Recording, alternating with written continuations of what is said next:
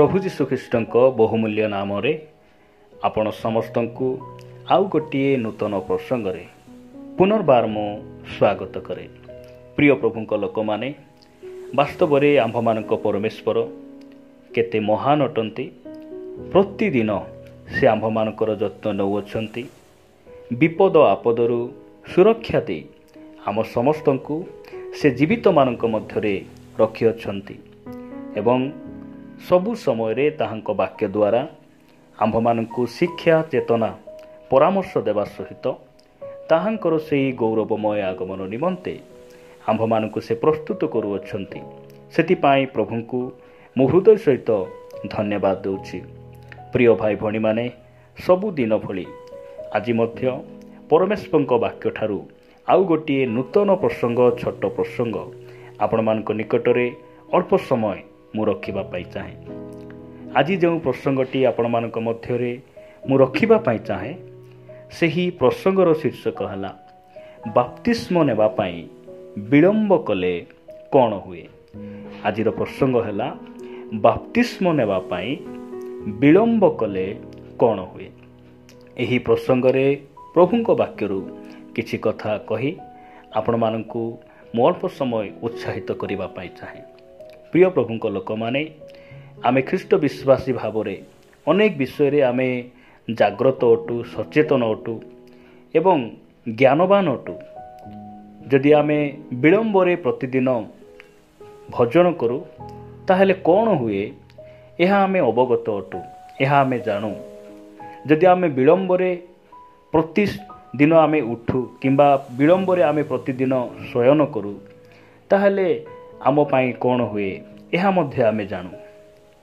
जदि आमे एक स्थानरु अन्य स्थान को यात्रा करिबा समय रे जदि आमे विलंबरे ट्रेन स्टेशन को जाऊ ताहेले आम प्रति कौन घटे यह मध्य आमे जानू।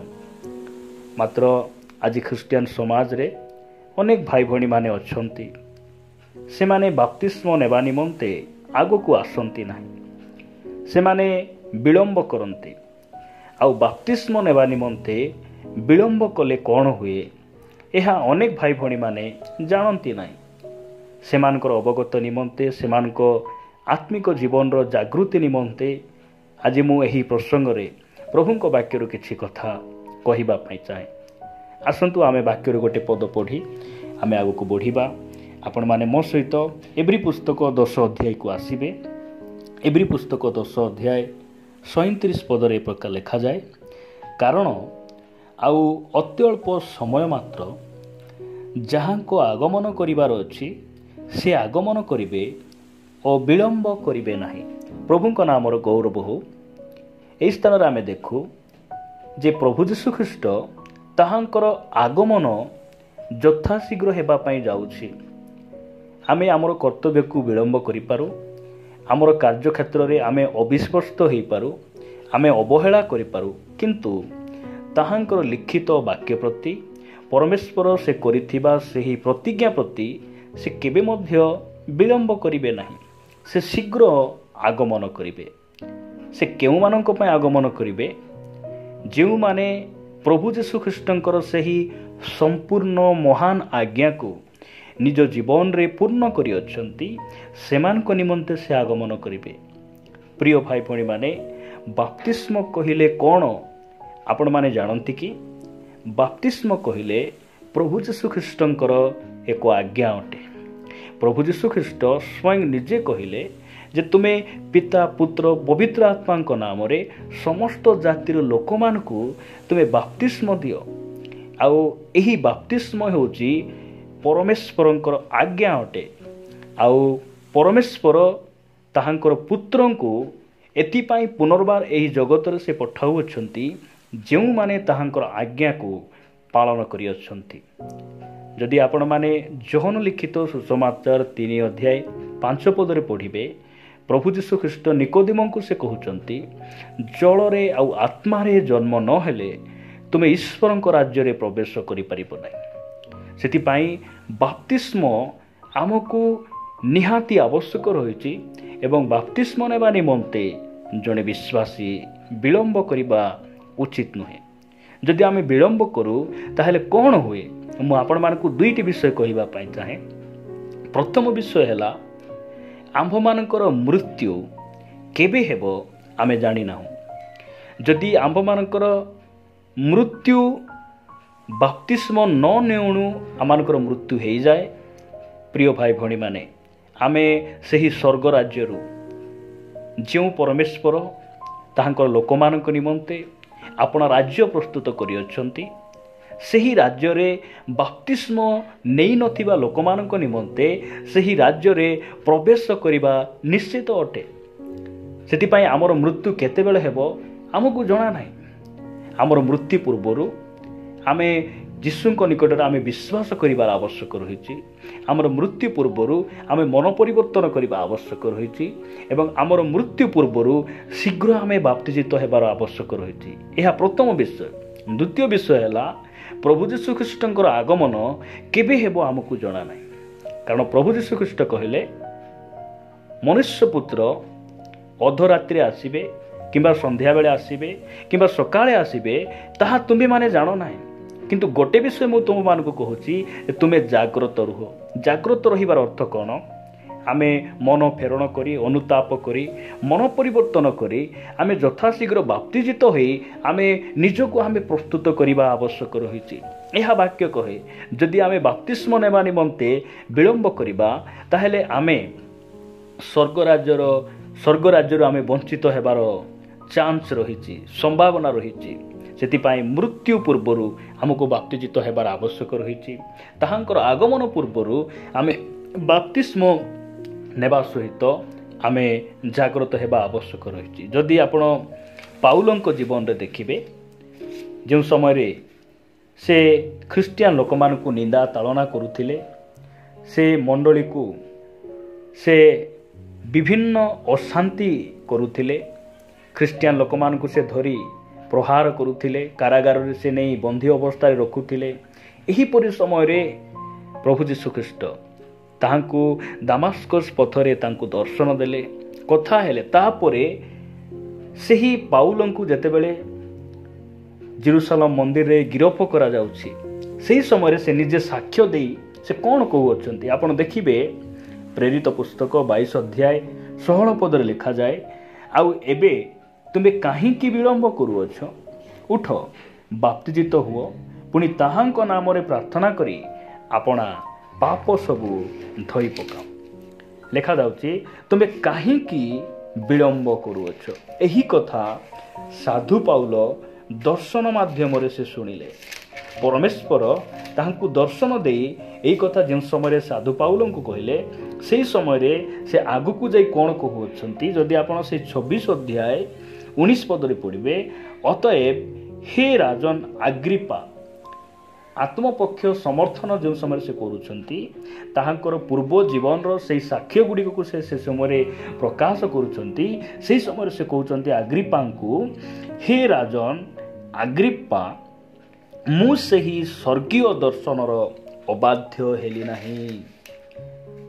ଆଜି ଅନେକ ଭାଇ ଭଉଣୀମାନେ ବାକ୍ୟ ଶୁଣିଲା ପରେ ପାଳକ, ପ୍ରଚାରକ ସେମାନେ ପରାମର୍ଶ ଦେଲା ପରେ ସେହି ପରାମର୍ଶକୁ, ସେହି ଆଜ୍ଞାକୁ ଅମାନ୍ୟ କରି ଆଜି ସେମାନେ ବାପ୍ତିସ୍ମ ନେବାରେ ବିଳମ୍ବ କରୁଅଛନ୍ତି। ସାଧୁ ପାଉଲ ଯେଉଁ ସମୟରେ ଯୀଶୁଙ୍କୁ ସେ ସାକ୍ଷାତ କଲେ, ଆଉ ସେହି ପ୍ରଭୁ ଯୀଶୁଖ୍ରୀଷ୍ଟ ପରମେଶ୍ୱରଙ୍କର ସେହି ଦର୍ଶନକୁ ପାଇଲେ, ସେ ନିଜେ କହିଲେ ଯେ ଏହି ସ୍ୱର୍ଗୀୟ ଦର୍ଶନର ମୁଁ କ'ଣ ହେଲି ନାହିଁ, ଅବାଧ୍ୟ ହେଲି ନାହିଁ। ପ୍ରିୟ ଭାଇ ଭଉଣୀମାନେ, ମୁଁ କହିବା ପାଇଁ ଚାହେଁ, ବାପ୍ତିସ୍ମ ନେବା ନିମନ୍ତେ ବିଳମ୍ବ କରିବା ଉଚିତ ନୁହେଁ, ଉଚିତ ନୁହେଁ। ଲେଖାଯାଏ ଯେ ତୁମ୍ଭେ କାହିଁକି ବିଳମ୍ବ କରୁଅଛ? ବାପ୍ତିସ୍ମ ନେବା ପାଇଁ ବିଳମ୍ବ କରିବା ଉଚିତ ନୁହେଁ। କାହିଁକି ବିଳମ୍ବ କରିବା ଉଚିତ ନୁହେଁ? ଯଦି ଆପଣ ଦେଖିବେ ଯେ ରୋମିଓ ପୁସ୍ତକ 6 ଅଧ୍ୟାୟ ତାର 4 ପଦରେ ଲେଖାଗଲା, ଅତଏବ ଆମ୍ଭେମାନେ ବାପ୍ତିସ୍ମ ଦ୍ୱାରା ମରଣରେ ତାହାଙ୍କ ସହିତ ସମାଧି ପ୍ରାପ୍ତ ହୋଇଅଛୁ। ଏହି ବାପ୍ତିସ୍ମ ଗୋଟେ ସମାଧି କାର୍ଯ୍ୟ ଅଟେ। ଯଦି ଆପଣ ମନ ପରିବର୍ତ୍ତନ କରିଛନ୍ତି, ପାପରୁ ଫେରିଆସିଛନ୍ତି, ଜଗତ ପ୍ରତି, ପାପ ପ୍ରତି ଆପଣ ମୃତ ଅଟନ୍ତି, ତାହେଲେ ବିଳମ୍ବ କରନ୍ତୁ ନାହିଁ। ଗୋଟେ ମୃତ ଶରୀରକୁ आमे कबर देवाई केते विलंब करूँ, गोटे दिन 2 दिन 3 दिन 5 दिन 10 दिन यही प्रकार आम रखिपर ना। कारण जदि आम से शरीर को रखा ताहले परिवार घर साही पूरा गंधिया हो।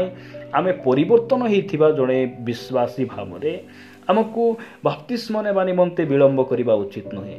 जदि आपण आज परिवर्तन होना मन परिवर्तन करना पापरू फेरी ना तथापि मु आपन को कहवाई चाहे आपण को यथाशीघ्र मन परिवर्तन करिवार अछि, पापरू फेरी आसीबार अछि एवं शीघ्र विलंब न करी आपण को बपतिस्म नेबार आवश्यक रही। जदि आपण सही प्रेरित पुस्तक रे 16 अध्याय रे गोटे घटना देखिबे, प्रेरित पुस्तक 16 अध्याय मु आपण को निमंते पढ़िबा पई चाहे 30 ରୁ 33 पद पर्यंत लेखा जाए। आउ सेमानंकु बाहर को आनी कहिले, महाशय माने परित्राण पाइबा निमंते मते कौन करिबाकु हेबो। 31 पद, सेमाने कहिले प्रभु यीशु ख्रीष्टଙ୍କ ठारे विश्वास कर, ताहेले तुमे स्व परिवार रे परित्राण पाइबो।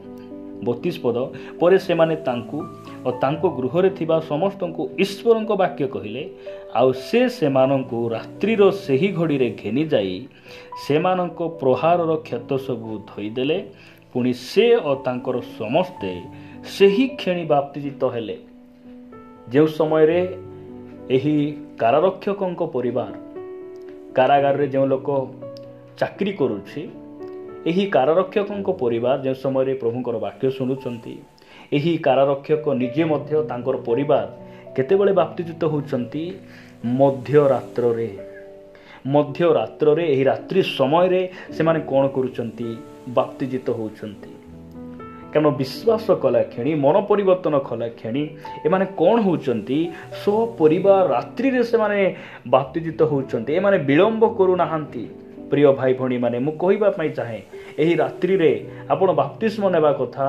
आपण आजिरो ख्रिस्टियान, आजिर एही शताब्दी, आजिर एही दिन मानकर एही शेष जुगर विश्वासी माने ए प्रकार किए अच्छंती जे प्रभु को स्वीकार कला क्षणी वाक्य शुणी वाक्य को ग्रहण कला क्षणी किए बाप्तिजित हो अच्छंती। मु प्रभु को धन्यवाद दिए ए प्रकार व्यक्ति ए प्रकार लोक मान निमंते जे ए माने मध्य रात्रि रे बाप्तिजित हेले। आमे मध्य रात्रि रे चोरी हेबाटा शुणिछु, मध्य रात्रि रे गंडगोल हेबाटा हत्या हेबाटा आमे शुणिछु, मात्र बाइबल रे आमे देखु जे मध्य रात्र रे मध्य जड़े पाप को धोई पारुछि, परित्राण पाई पारुछि। मध्य रात्रि रे मध्य से विलंब न करी से ख्रीष्टंको से शरीर गोटे अंग हो पारुछि। प्रभु को नाम गौरव हो। मु शेष वाक्य पढ़ी समाप्त करबा पई चाहे। आपण माने सही प्रेरित पुस्तक 8 अध्याय को आसीबे। 35 ରୁ 38 पद पर्यंत लेखा जाए। प्रेरित पुस्तक 8 अध्याय 35 पदरू 38 पद पर्यंत मु पढ़ी आपण मानकु सुनाइबा पाई चाहे।